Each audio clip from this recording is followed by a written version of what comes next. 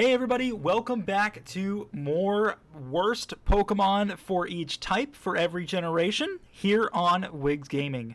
What I want to ensure to everyone is I first off want to say thank you. I had bulk recorded everything all the way up to ground, and the support on this series has been nuts. I went from 19 to 90 subscribers in just 3 of them releasing. It was absolutely nuts. I don't know where I'm going to be at by the time all of the rest of them come out, because as of right now only Electric has come out, but I want you guys to know I really appreciate the support. Now before I take up too much of your time, please continue to do what you've been doing. Make sure you hit that like button on the video, because that is really good for the YouTube algorithm and it makes YouTube promote it so we can continue to grow our community. That's what we're looking for. And of course, if you are new to this community, please subscribe if you are new. Now what we've been doing, as per usual, is we've been going down generation to generation, talking about the worst of a specific type for every single generation, and then picking a worst of the worst. We're doing this with the Universal Pokemon Picker. If you're interested in using it, it is down in the description. Now, after that intro was way too long and probably half of you are already gone, I'm ready to get started. And let's start with Generation 1. The thing is with flying types is that it's a difficult choice in a lot of different capacities. But I think with Gen 1, the answer is actually quite clear, and that answer is 100% Butterfree. The fact that Butterfree exists is not a bad thing. It makes sense why it exists. If you're a fan of the Pokemon anime, you probably really like this thing just because of that. But the problem with a Pokemon like this is that why is it a flying type?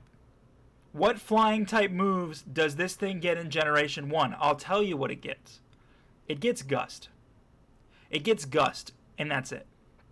Butterfree is cool. It's not a bad Pokemon, but when you think about these other flying types, Spearow and Fearow, the Pidgeline, Zubat and Golbat, even Farfetch'd, I think Butterfree is by far and beyond the worst of the worst, and it doesn't even learn Fly either, which is something you need. So there's no sense in having this on your party unless you have an opening for Bug. The problem is this thing also doesn't get any good Bug moves until like Generation 4. So this thing just didn't work out, and it just wasn't what they had anticipated.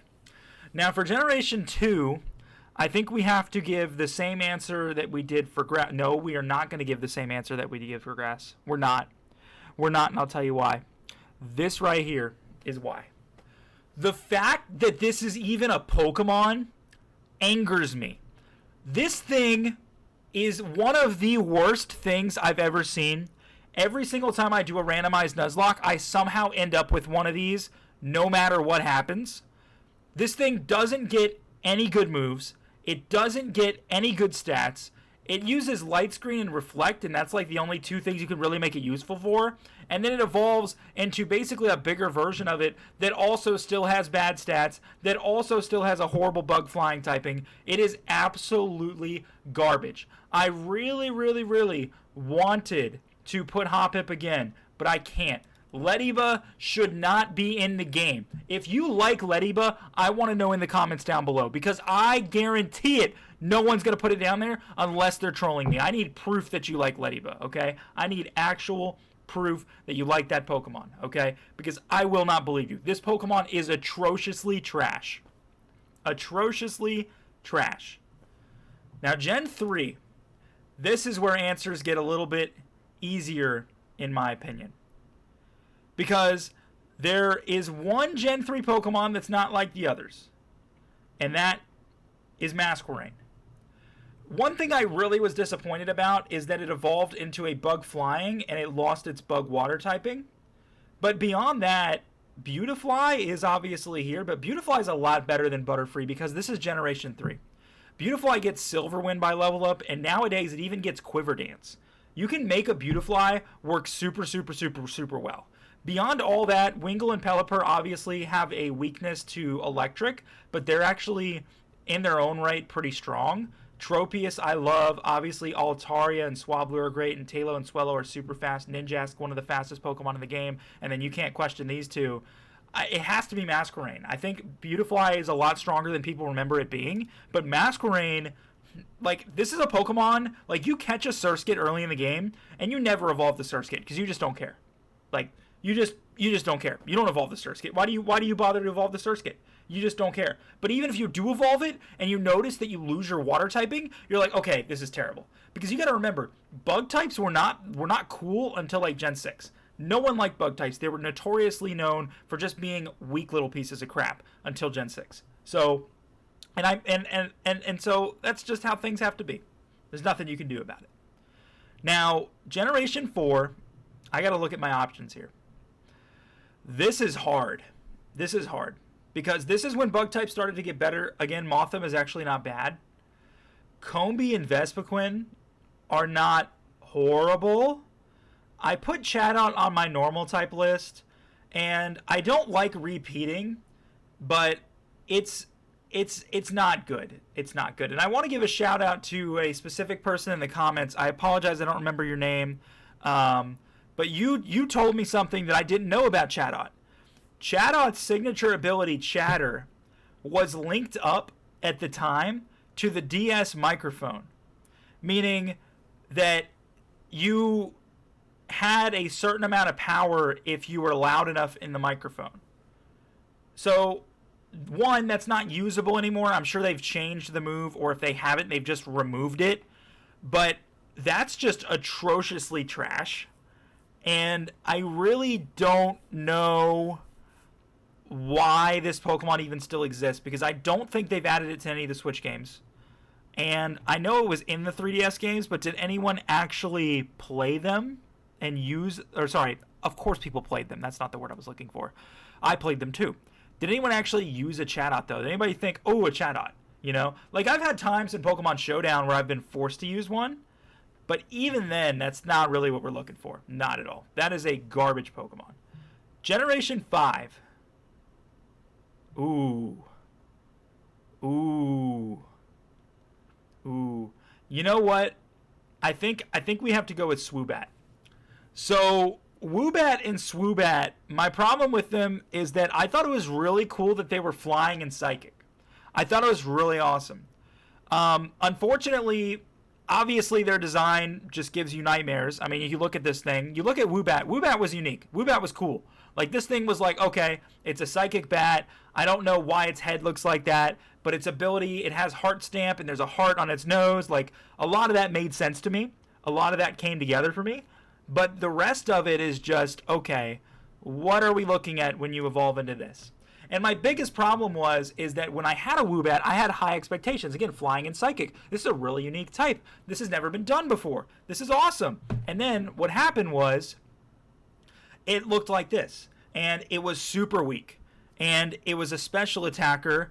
And a lot of flying moves at the time were physical. And it just became a really difficult thing to grasp. And I had to take this thing off my team. It's just not a strong Pokemon. And it's just not very well designed, in my opinion, either. I think they could have done a better job. I think they definitely could have. Now, Gen 6, we got a lot of Megas, and they gave me every Vivillon color, because why wouldn't they? Well, I think the answer is kind of obvious, though. It is Vivillon. It is. I mean, there are a lot of great Pokemon in here. Noivern is phenomenal. Noibat evolving into Noivern. Hawlucha was the first ever flying fighting type. I love Hawlucha. Talonflame, the regional bird that was a fire bird. It was so awesome. Loved it. Obviously, Yveltal is phenomenal. And then all the Megas. I mean, you cannot argue that, unfortunately, it has to be Vivillon. Let's look for a cool color here. I like this one. We'll go with this Vivillon. Vivillon is not a bad Pokemon. Like, I'm not even joking. It's not a bad Pokemon. But it has to be used strategically because it is very frail and very weak. You have to bring Quiver Dance. But that doesn't mean that it can't be used at all. But it is worse than everything else on this list. I mean, look at the powerhouses on that Gen 6 list, man. I just can't take anybody off. I can't. I gotta go with Vivillon. I have to. Now, Gen 7 did not have a whole lot of flying types. Obviously, we've got the Oricorios. We've got Pikipek, Rowlet, and Dartrix. I forgot what this guy is, the Starboy. I completely forgot. I think he was like a rock flying, though. I thought he was really cool. And then we've got an Ultra Beast. This is a tough call, to be honest with you. This is a tough call. But I think based off everything here, because I remember using this guy. Again, I forgot his name, but I do remember using him. This is a bulky beast tank. And then we've got all the Oricorio forms. And if I had to pick anybody on this list, I think I would actually pick Picky Peck. I'm thinking of like my original playthrough of Sun and Moon. And what I'm thinking is I never actually caught a Picky Peck. I didn't want one. I really thought they took the regional bird to great standards in Generation 6 by giving it a dual type and making it flying fighting instead of normal flying like the rest, or sorry, flying fire instead of normal fire like the rest of them have been. I actually really, really enjoyed that. I thought that was really cool, and they kind of just took a step back and went to like, okay, here's your 3-stage flying type. It just wasn't interesting to me, and I never used it. Toucannon's not a bad Pokemon, but I look at the Oricorios, and one, they're really well designed, but two, they all have a unique type. And obviously, we got our Starboy that I really, really like. And then, again, I forgot your name, but you're an Ultra Beast. You have a really long name, I think, if I remember properly. So, we have to go with Picky Peck. 100%. 100%. Now, Generation 8, this one is going to be difficult. But when you look at all the powerhouses on this list, and the fact that they added one flying type, and then a whole bunch of Hisuian and DLC flying types after, like the legendary trio here.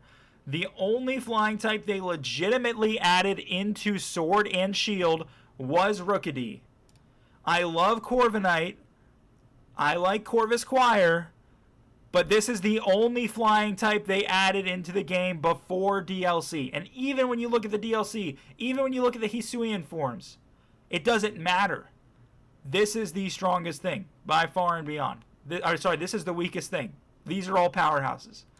Have to go with Rookidee. Makes me sad, but I have to do it. Gen 9. And this one is one that I think everybody's going to agree with. It's obviously Squawkabilly. What this thing is trying to be is it's trying to be a Chatot without chatter. It didn't evolve, which was so unbelievably disappointing. It's a normal flying type. I like that it has multiple forms, but I just don't care otherwise. Bombardier is really good. Is this Iron Jugulus? I think this Iron Jugulus is really good. What's your name? It's the fighting bird. And then we got Wattrel and Kilowattrel. It has to be Squawkabilly. I don't know why Squawkabilly exists. I don't. I think they should have given it an evolution, and I think there was some potential there, but there's just, like, why would you ever terrestrialize this? What does that do for you? It does nothing for you to terrestrialize this. It just doesn't work. Now, I have already an easy pick, but just to go over our options again, Butterfree, Lediba, Masquerain, Chatot, Swoobat, Vivillon, Picky Peck, Rookidee, and Squawkabilly. But the answer is obviously Lediba. Why does Lediba exist? And that's going to be it for me today, guys. I do want to let you know again that I've really appreciated the support on this series. Please be sure to subscribe so that you do not miss out. My goal is to not miss a day. I'll see you in the next one.